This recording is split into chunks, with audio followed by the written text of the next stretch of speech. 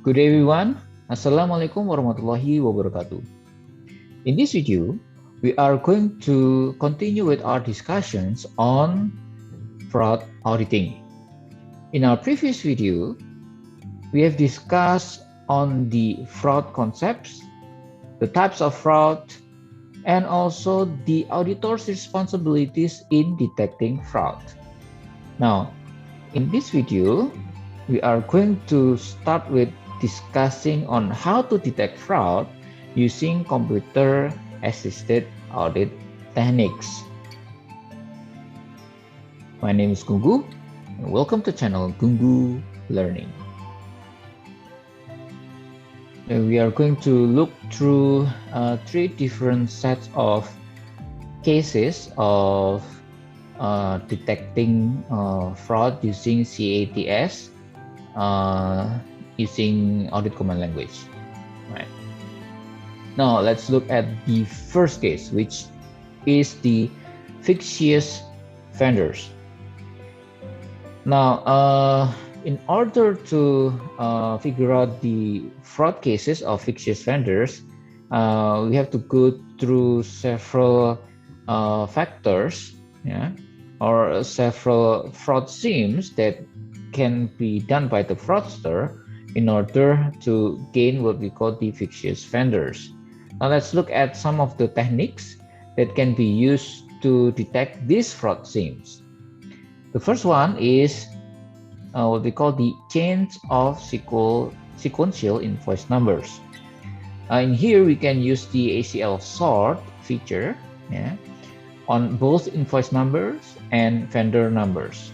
In this way we will get a table that sorted both invoice number and vendor number right next to each other, and then afterward we can see for each of the vendor, for the same vendor number, for the same vendors, we can see the sorted invoice numbers, and we have to identify whether the sorted invoice numbers are in sequential order or not. For example, 001, 002, 003, 004. Now, if this happens, then that certain vendor needs to be investigated, because usually when there's a transaction, even in a day transaction, or in a monthly transaction, the transaction will not be with the same vendors.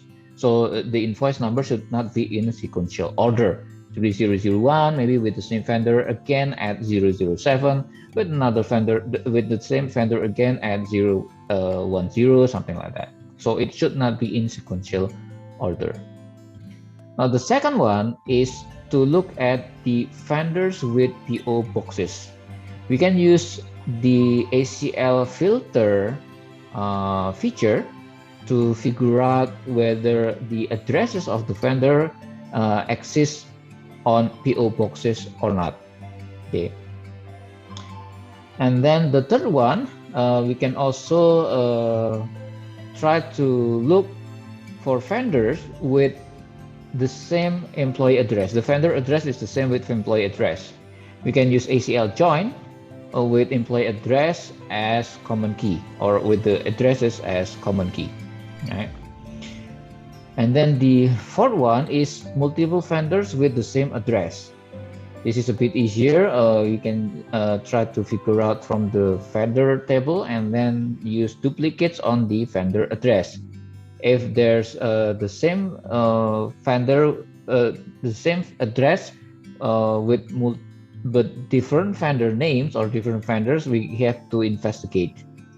And lastly, we can try to use ACL filter to figure out whether there are invoices that below the threshold for a review. So usually if the invoice amount is higher than the threshold for review, then the invoice will be reviewed by the internal auditor usually. However, if it's not, then it will not be reviewed. So since it will not be reviewed, then it's kind of like a loophole where the perpetrators of the fraudster can try to use this loophole and try to use fictitious vendors that are correlated with invoices, but only below the threshold for the reviews. So we can use the ACL filter. Okay, now let's try it using ACL for each of these fraud detection techniques.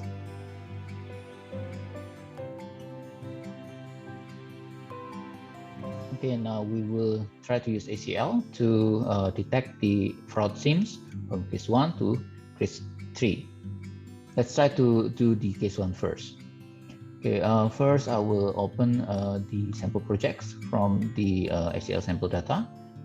We can see that these are the tables that are available that we can use to try to detect the fraud SIMs that is being guided by the chapters. Okay, now let's look at the first case. Okay, let's put it here. Okay, the first case, change of sequential invoice number. Use ACL sort on invoice number and vendor number. Okay, let's try. Here, vendor. Okay, transactions, and then we can try to use the sort. I already open it, and data records, sort on vendor number and invoice number, and is this sort on invoice, just like this. So I'll put table, and we get a new table, and we can see here that the vendor number is already sorted per the vendor number, and we can see the invoice number here. Let's look at the first vendor here. There are 5 transactions, and if we look at the invoice number, even though they are in sequential, but the difference in the sequence is not in sequence 1 to 3, but sequence of 1 and 10 and something like that. So there's 1,000 difference, something like that. So there should not be any problem with this. And then we can try to figure out for all of this by looking at through all of this. There shouldn't be any problem, if I'm not mistaken. Okay, that's the first one. Now let's look at the second one. Vendors with PO boxes. We can use the ACL filter. Okay, vendor, we open. We can see that there's a vendor street, vendor city, vendor name in here. You can try to use filter to find PO boxes, equals to PO boxes or something like that. But just going through these files, I didn't find any PO boxes, so we do not need to do that. Okay, let's look at the third one. Vendors with employee address, ACL join with employee address as common key. Okay, join vendor address and employee address. Okay, let's look at the employee. It should be around here. Okay, with the payroll analysis, with the department employee master file, so it should be in here. Let's see, employee number, last name, address. Okay, so the employee address is only address. There are no street number. No. So if you want to join, you have to remember that the primary key, which is the employee address, should be the same with the vendor address in here. The metadata should be the same. For example, in here there's only vendor street.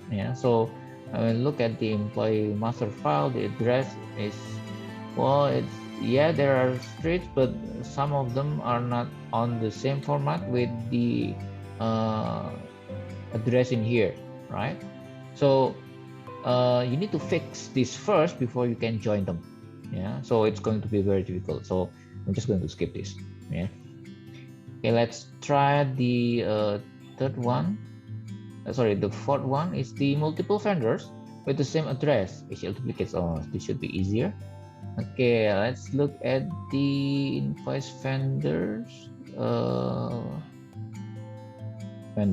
Okay, we can try to analyze, look for duplicates on, let's say, vendor street, and show the result of, since we know the vendor street, but there should be the same street name in different cities, in different states, and so on. So we also need to look at the vendor city, the vendor name, of course, the vendor state. The vendor state is the one that we try to find, so we do not need to, and vendor zip code. All right, then I'll go to screen. Let's look at it. There are several. Let's look at them. The same street, but the different city, so it should be different. The last two is the same street, different city, but the one in the middle, the same street, same city, same state, same zip code, but different vendor names. So we need to investigate these two, yeah, to see whether these two are actually fictitious vendors, yeah. Okay, now let's move on the last one. Invoice below threshold for review. Filter amount near threshold. Okay, so since we do not have the threshold amount, so and we don't know how much is the threshold for review, so we cannot do this. But if you know the amount of threshold for review, then we can use ACL filter to search for the amount that is less than the filter amount, yeah. But since it's near threshold, so we can try to find numbers near the threshold. For example, around, if the threshold is $1,000, then we can try to find let's say from $900 to $1,000. So it's near the threshold amount, not just less than 1,000, but 900 to 1,000, yeah. So you can use the filter or the expression filter to figure out that amount. Okay, so this is the first case.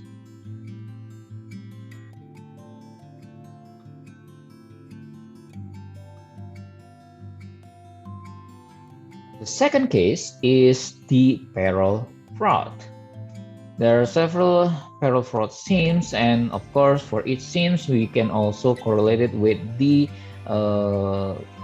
fraud detection techniques. For example, for excessive overtime work hours. So some employees, probably they conduct overtime work hours, but it's a little bit too illogical because it's very excessive, right? And this should be investigated. But first, we need to figure out whether this excessive overtime work hour exists or not, and then who conducts the excessive overtime work hours, and then the auditors will investigate whether it's true or not. You can use ACL filter and then set a threshold for the excessive overtime. You know, for example, like in a week, well, usually one week equals to 5 working days, and each day is around 8 hours. That's the normal working hours. So every week should be around 40 hours. And let's say that normal overtime working hour is around 2 hours per day. So that's another 2 times 5, 10 hours. So 50 hours is gonna be the threshold. So if it's above 50 hours, then we will have to identify the employee who conducts the overtime above 50 hours, and we can state that it's an excessive overtime work hours, and then the auditors can start investigate on those employees that actually clock their overtime working hours for more than 50 hours. And they can also look at it over time and see whether there's a pattern on that. For example, in a month, a couple of weeks always more than 50 hours, and the following month also again a couple of weeks more than 50 hours, and so on. So this indicated there's an abuse on these excessive overtime work hours. The second one is the fraud schemes of duplications of payroll payments. Now, in order to detect this, then we can use the ACL duplicate features, and it's very easy. And duplicates on all of the transaction or the payroll payments or duplicates on some of the characteristics. For example, duplicates on the employee names, duplicates on the probably not employee ID, but employee address, duplicates on or on both, or even for all of the characteristics. The third fraud scheme is a non-existing employees. In order to detect a non-existing employees, we can use the ACL joint payroll, which contain the payment for the payroll, and the table employees, which contains the employees. So you can try to join both table and figure out whether there are payments to non-existing employees or not. Yeah, and we can use the employee number as the common key. Okay, now let's try the three fraud detection techniques in the ACL.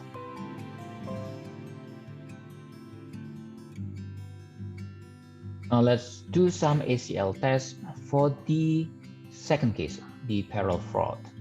Okay, let's look at the first SIM, excessive overtime work hours. So you can use the filters, set the threshold for excessive overtime and filter the data, and then check pattern for abuse. Okay, let's try whether we can do this in ACL or not.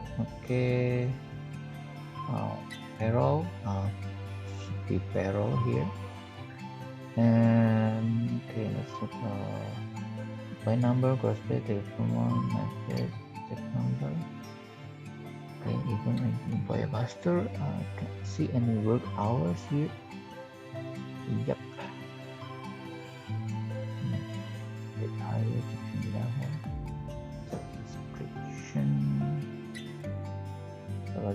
description. Okay, so there are no works hour here, so I don't think we can use simulate the first one. The second one, duplicate payroll payments. Okay, this should be easy. ACL duplicates on all or on some characteristics. Okay, let's try this payroll and then analyze, look for duplicates. Let's try first duplicates on all the characteristics. And few more also. Okay, zero duplicates, of course, right? Okay, let's try another. We select some characteristics only. Okay, what is it? Check number, probably not. The employee number. Duplicates on the employee number, and maybe the net pay. Yeah, so we can try to use this too. So let's see, list the check number, the working department, page already page state. Okay, output. Okay, we found a couple duplicates. The same employee number 00320. The same net pay, well, of course different check numbers, but different working departments. So how can this be? The same employee number works at two different departments, so we need to try to figure out and investigate what happened in here, right? So we found fraud here. Okay, let's then look at the third one, non-existing employee. Is it joint payroll and employee using employee number as common key? Okay, let's try to join both payroll and employee master here, and then tables. Primary key is employee number here. This is from the primary table is the which table? Payroll table. Okay. The secondary table should be the employee master file with the employee number also as the secondary key. Of course, we need to first look at the metadata of both employee number. If it's the same, then we can join. If it's not the same, then we will not be able to join it. Okay, what item should be listed? Okay, so I'm trying to find, so you can try to scan this.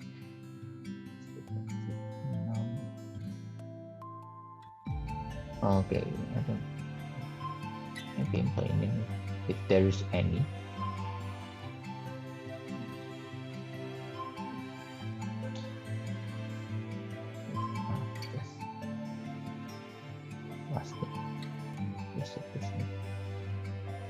Okay.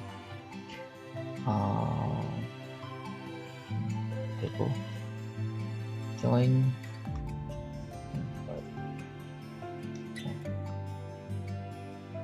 Okay.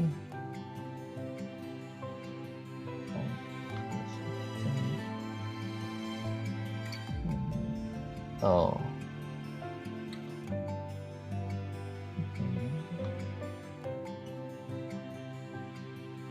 Okay. So to show, I'll check number and work department. Oops. Number and work department. Okay. Okay. So after joining, then we find this is this employee number is joined, right? So as we can see that the amount, yeah, obviously we didn't look at the amount yet. The amount of the employee, there's 42 employees. Now let's look at the employee master. 42 records, so it's the same amount. So this means that there are no employee numbers on the payroll that is outside the employee master. So everything checks out. Yeah, so we can join it. Yeah, so everything checks out. The same 42 records. Yeah, so there are no non-existing employee. All employees are existing on the employee masters. Yeah, the one that is paid the payroll. Yeah. Okay, so that's the second case.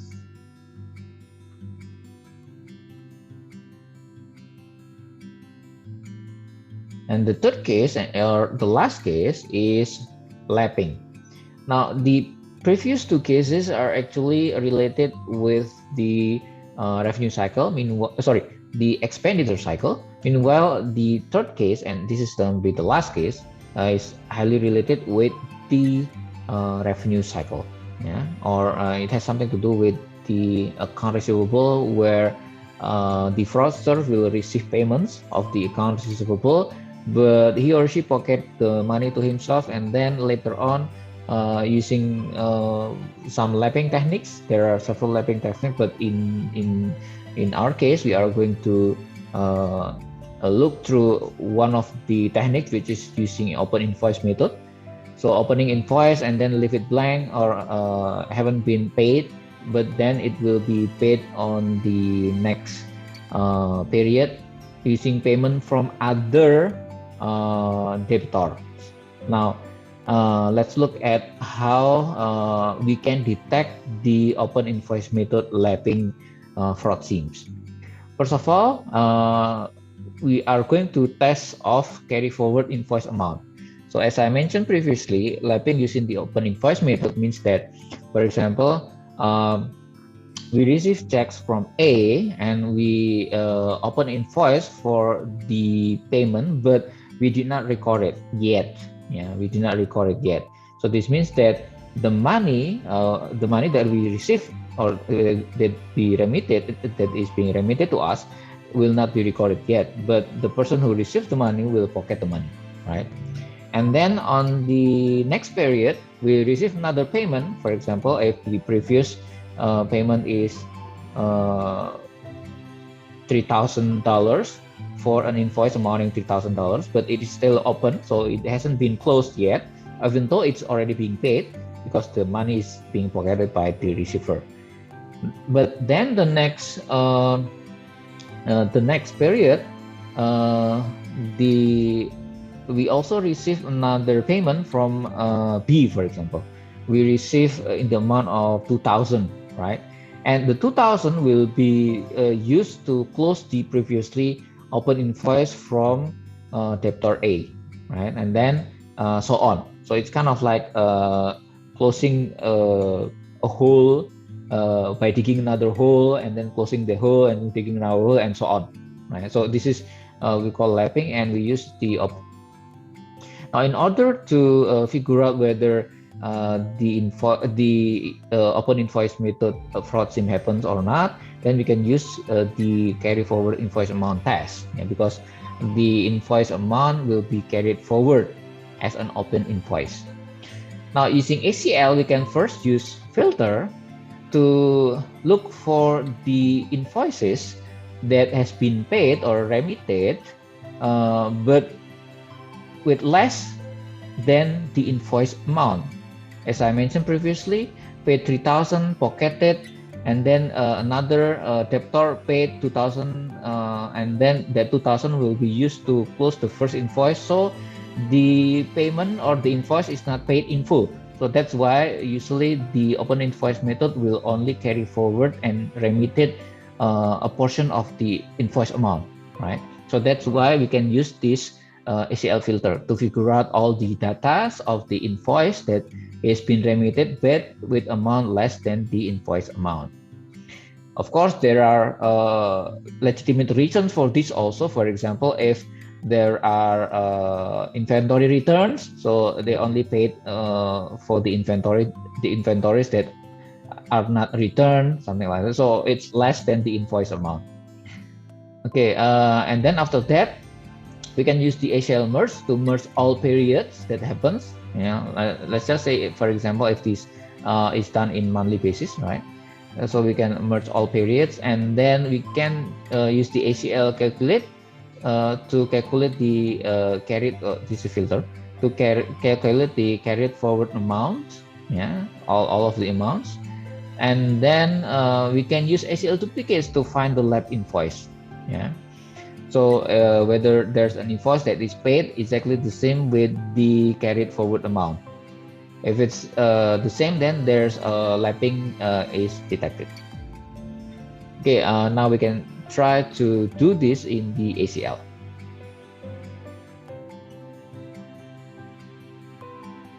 Now let's look at case 3 using ACL on the open invoice method. Okay, I'm going to use the trademark case because in the sample data file I cannot find sales invoice table, so I'm going to use the trademark case. However, as you can see here, there's only the remittance number, so I cannot subtract between the invoice number, which is the amount due here, the invoice amount, and the remittance amount. That's why first I need to create a relationship, data, and then relate tables already related here between the sales invoice table and the cash receipts, with the remittance number as the relationship keys, right? So afterwards I can create a new column. The column should be on the expression builder, which is calculated. I need to make the column first. This is the remittance amount from the cash receipts. So I find the remittance amount here. Okay, add here. Okay, so this is let me modify this first. Remittance amount. Okay, so now I have the remittance amount and I have the invoice amount here, amount due. Now what I can do is to add columns, create expression builder equals to the remittance amount, invoice amount, the amount due minus the remittance amount. Okay, from the cash receipt,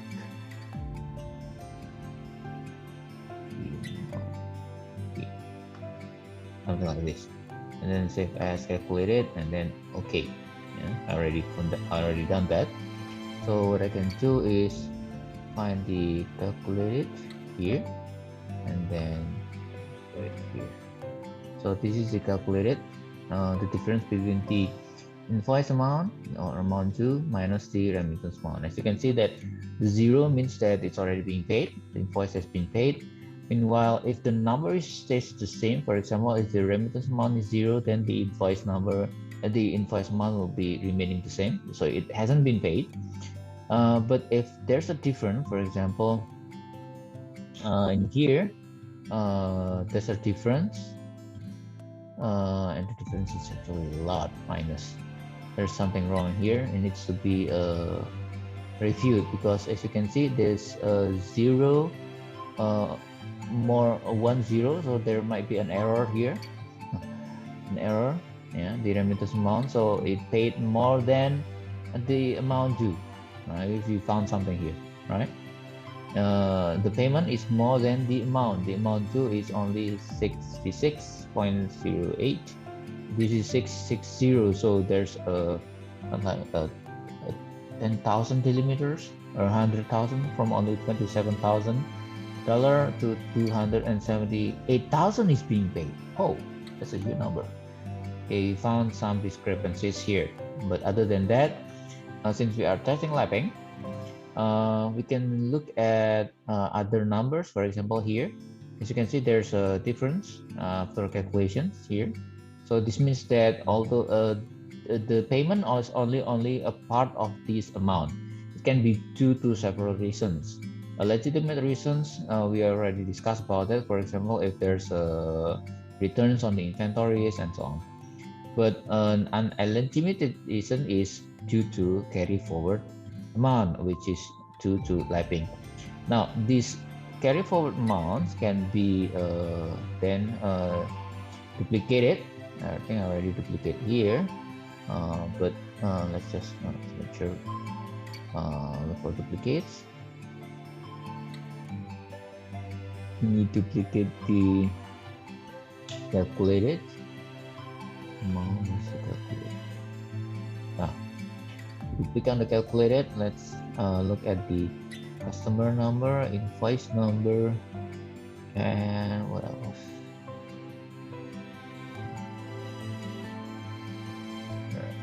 That's number. Let's make sure. Okay, let's show the output. As you can see here, first we need to eliminate the zeros, because this means that it hasn't been paid. All right. But we can start with the ones with same number here. Yeah, but as you can see here, the column is the remittance number. We have the invoice number and remittance number, customer number, invoice number, and remittance number. Now, as you can see here, that some of them actually has the remittance number, but some of them it doesn't have the remittance number. And here we are going to look at those who has the remittance number, since it's actually being paid.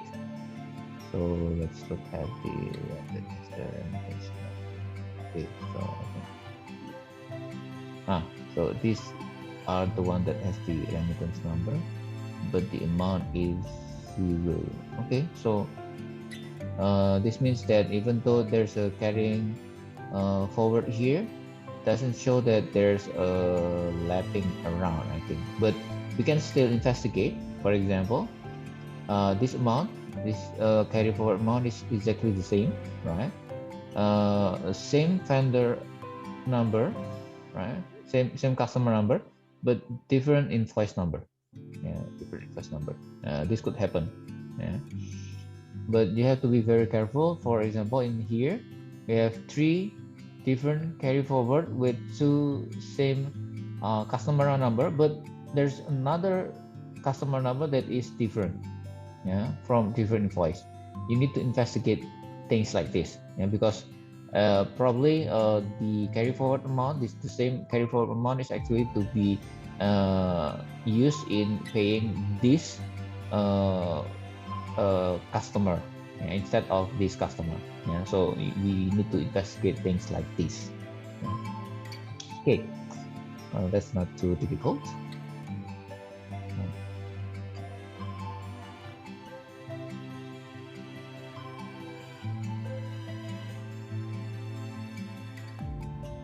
That is all that we can discuss in this session.